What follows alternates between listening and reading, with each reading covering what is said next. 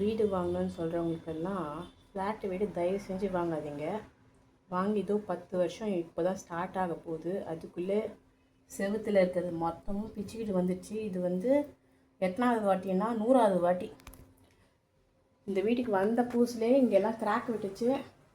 அப்புறம் நாங்கள் ஓனர்கிட்ட எங்கள் வீட்டுக்கார் கத்துனதுனால பூசினாங்க. திருப்பியும் அவுட்டு.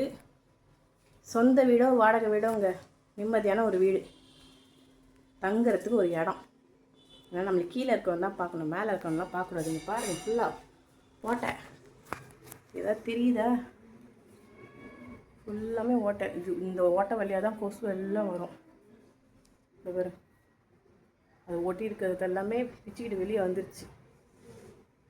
நாங்கள் பாட்டு ஒரு வீட்டில் அந்த ஓனர் ஒரு வீட்லேயும் எங்களுக்கு வாடகை வீட்டிலலாம் ஓனர் வந்து அவ்வளோ ஃப்ரெண்ட்லியாக எனக்காக எல்லாமே செஞ்சாங்க. ஃபஸ்ட்டு நாங்கள் போன தனி கொடுத்தோம் வீட்டில், குப்தா அங்கிள் வீட்டில் தான் நாங்கள் இருந்தோம். அந்த ஓனரு என் நல்ல குணத்துக்காக எனக்கு ஒரு டிவி ஸ்டாண்டு பிடிச்சிருக்குன்னு சொன்னது புதுசாகவே கொடுத்துட்டாங்க. அது என் மாமியார் வீட்டில் வச்சா எனக்கு கேட்காமே அதை கைலாங்கடையில் போட்டு காசை விற்று வாங்கி சாப்பிட்டாச்சு. அந்த வீட்டில் வந்து எனக்குன்னு ஒரு ரூமில் ஸ்டிச்சிங் ஐட்டமுக்குன்னு தனியாக அழகாக பண்ணி கொடுத்தாங்க. அது பொறுக்கலப்பா என் நாத்தனாருக்கு. இப்போ பிளாக் மெட்னி வச்சுட்டு என்னம்மா ஆட்டம் ஆடுது. வைர நெக்லஸ் என்ன, 4 ஏக்கர் என்ன, அப்புறம் சொந்த வீடு என்ன.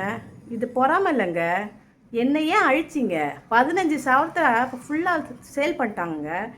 ஏமாற்றி என்கிட்டேருந்து வாங்கின தாலி சரட்லேயும் 5 சவரம் அது, அதை எடுத்துக்கிட்டு 3.5 சவரம் தான் இப்போ அதில் கொடுத்துருக்காங்க. இந்த பாருங்கள், இந்த வீட்டுக்காக நல்லா இருந்த வீட்டை என்ன காலி பண்ண வச்சாங்க. வயிறு எரியும் பாருங்கள். அவங்களுக்கு பார்க்கத்தாங்க நல்ல பொம்பளை மாதிரி சும்மா அப்படியே சாமி பக்தி பாட்டுலாம் வந்து கோவிலை வந்து பாடுவாங்க. நம்பிடாதீங்க, சீரியஸாக நம்பிடாதீங்க. என் வாழ்க்கை இன்றைக்கி நாசமானது காரணமே என் புருஷனும் என் புருஷன் ஃபேமிலி தாங்க. 100% அவங்க தான்.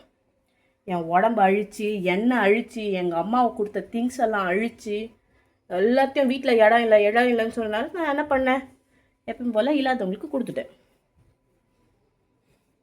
இதான் எங்கள் வீடு எவ்வளோ அழகாக இருக்குது பாருங்க. எல்லாத்தையும் கச்சாமச்சா. இப்போ என்ன வேலை நடக்குதுன்னா, நேற்றுக்கு இங்கேருந்து தான் 10 ஃபேமிலிக்கு கனெக்ஷன் போகுது.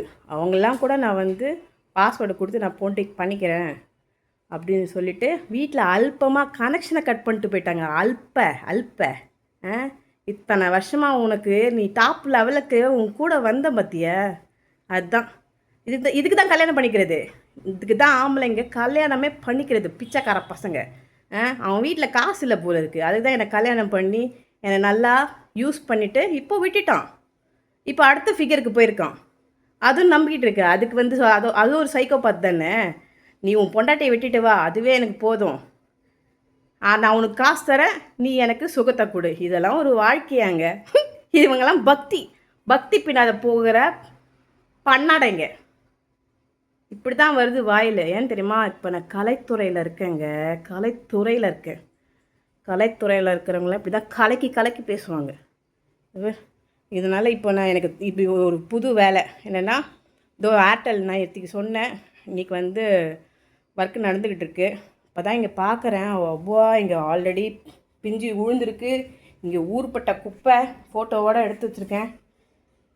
சாப்பிட வேண்டியது இங்கே போட வேண்டியது சோஃபாவில், சாப்பிட வேண்டியது சோஃபாவில் போட வேண்டியது. ஏன்னா பக்தி உனக்கு கற்றுக் கொடுத்துச்சு. உன் பேரண்ட்ஸ் கூட உனக்கு கற்றுக் கொடுக்கலையாடா? படித்த ஸ்கூலில் எதுவுமே உனக்கு கற்றுக் கொடுக்கல.